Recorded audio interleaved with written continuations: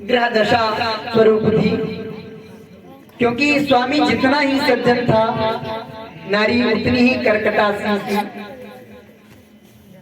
महाराज अगर पूजन करते थे 4 बजे उठते थे, भगवान को नहलाते धुलाते स्नान करते, उधर बीबी जी धर्मपत्नी जी 9 बजे उठती और बिना मंजन किए बिना दंत धावन किए बासी भक्षण करती।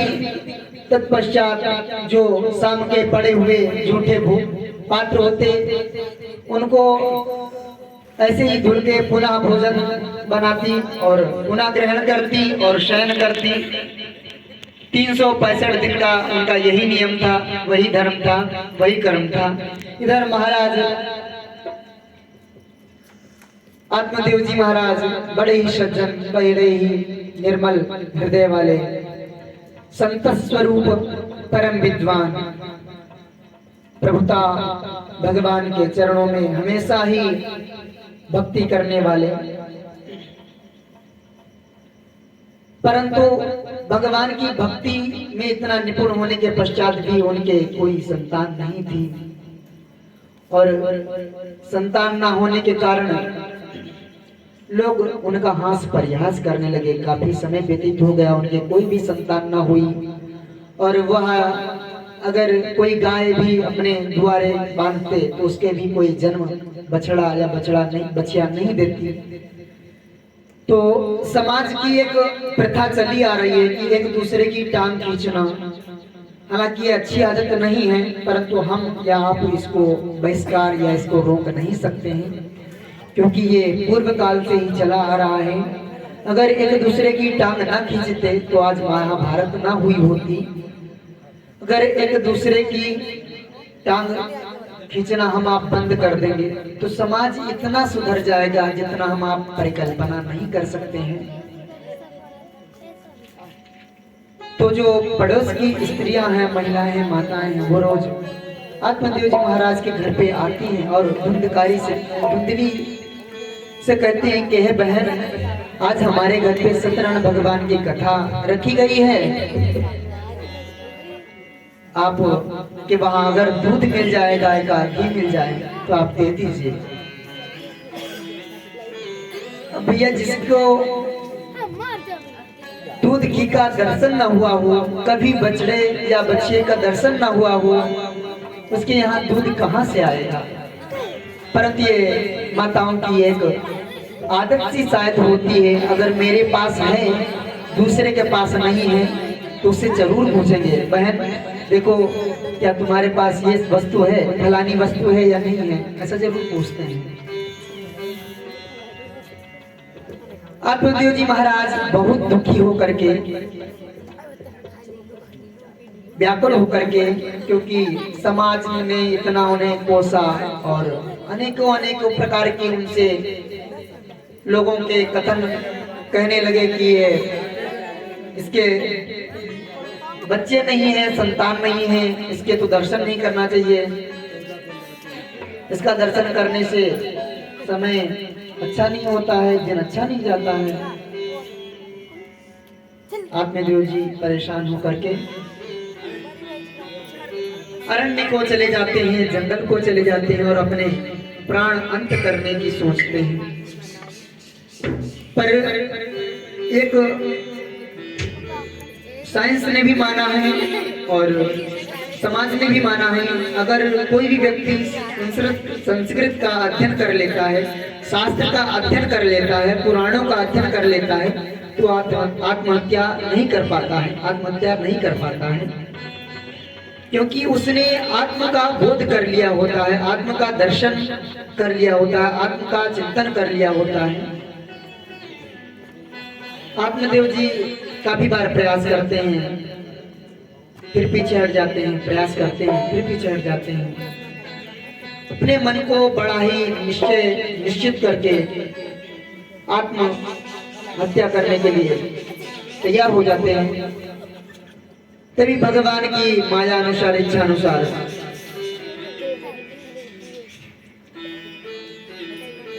दिव्य साधु के प्रकट होने का आभास होता है। और वह साधु कहता है कि हे महात्मन, हे पंडित, हे ब्राह्मण, आप क्या करने जा रहे हो? कैसी मूर्खता करने जा रहे हो? किसने कहा कि संतान न होने से कोई दुर्भाग्यपूर्ण व्यक्ति हो सकता है, अभागी व्यक्ति हो सकता है, कुभागी व्यक्ति हो सकता है? किसने कहा कि संतान न होने से परमात्मा प्राप्त नहीं होते? किसने कहा कि संतान होने से, भगवान की भक्ति करने से भगवान प्राप्त नहीं होते? जाओ, मैं तुम्हें आशीर्वाद देता हूँ, तुम्हें प्रसाद देता हूँ, आप जाओ और अपने पत्नी को हमारा दिया हुआ प्रसाद खिलाओ और उसे अवश्य ही संतान होगी, अवश्य आपको संतान सुख प्राप्त होगा। वह साधु महात्मन भेषधारी भगवान श्री हरि आत्मदेव जी महाराज को एक फल देते हैं और कहते हैं कि हे पंडित, हे ब्राह्मण, हे भूदेव, आप जाएं और अपनी धर्म पत्नी को यह फल ग्रहण कराएं और ग्रहण कराने के पश्चात आपको अवश्य ही संतान सुख प्राप्त होगा। जय जय श्री राम, जय श्री राम। आत्मदेव जी महाराज साधु पर विश्वास करके, भगवान बाबा पर विश्वास करके चल देते हैं। भगवान का नाम लेते हुए श्री कृष्ण गोविंद हरे मुरारे, हे नाथ नारायण वासुदेवाय, नारायण नारायण नारायण, ओम नमो भगवते वासुदेवाय, ऐसा जपते हुए वह ब्राह्मण ग्रहण को पहुंचते हैं और अपनी पत्नी से कहते हैं कि हे प्रिय, भाग्यवान, मुझे आज एक महात्मन ने फल दिया है और कहा है कि यह फल खाने से आपकी धर्म पत्नी को अवश्य संतान होगी और आपको संतान सुख प्राप्त होगा। ये प्रिय, हे भाग्यवान, यह फल आप अवश्य खाएं भगवान श्री हरि विष्णु का नाम लेकर के और आपको पुत्र प्राप्त अवश्य होगा। धुंधली भी बड़े ही प्रसन्नता के साथ, आनंदता के साथ फल को तो ले लेती है और कहती है ठीक है महाराज, मैं खा लूंगी। महाराज इधर फिर संध्या बंदन करने तट पे चले जाते हैं आनंद के साथ भगवान का भजन करते हुए, और इधर धुंधली जो है चिंता में बैठ जाती है कि अब क्या होगा, कैसे होगा, बच्चा होगा तो हम कम खाना खा पाएंगे, समय से उठना पड़ेगा, समय से बैठना पड़ेगा, नियम धर्म संयम का पालन करना पड़ेगा। अनेकों प्रकार के विचार करते हुए, प्रश्न करते हुए मन में बैठी हुई है। तभी उसकी बहन वहां पर आती है और बहन को भी अपना दुख बताती है। माताओं की एक आदत सी होती है, जब तक कोई भी बात किसी दूसरे को कह ना दे, बोल ना दे, तब तक उनको चैन नहीं पड़ता है।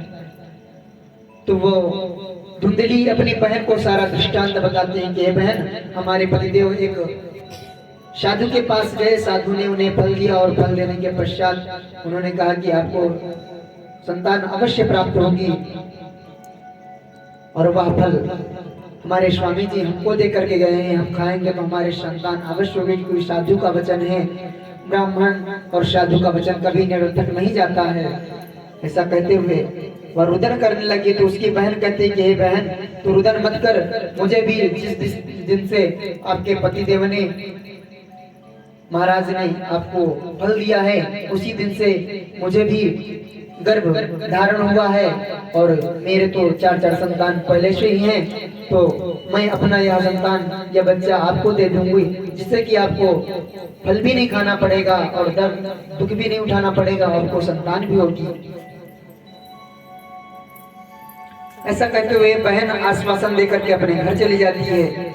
इधर भगवान की माया अनुसार वह फल धुंधली गाय जो द्वारे पे बंधी हुई है आत्मदेव जी महाराज के, उसको फल खिला देती है और फल खिलाने के पश्चात वह एक आडंबर अभिनय करने लगती है कि मैं भी गर्भ धारण हो गया है, और दिन पर दिन वह अभिनय करते करते वह दिन भी आ जाता है प्रभु की इच्छा से, जिस दिन भगवान की मायानुसार बच्चे का जन्म होता है और उसकी बहन रात्रि के समय वह बच्चा ला करके धुंधली को दे देती है। और उधर रात्रि के 4 बजे जो आत्मदेव जी महाराज के घर के बाहर गाय बंधी हुई थी, उसे बछड़े का जन्म होता है और भगवान की माया से उस बछड़े का पूरा शरीर तो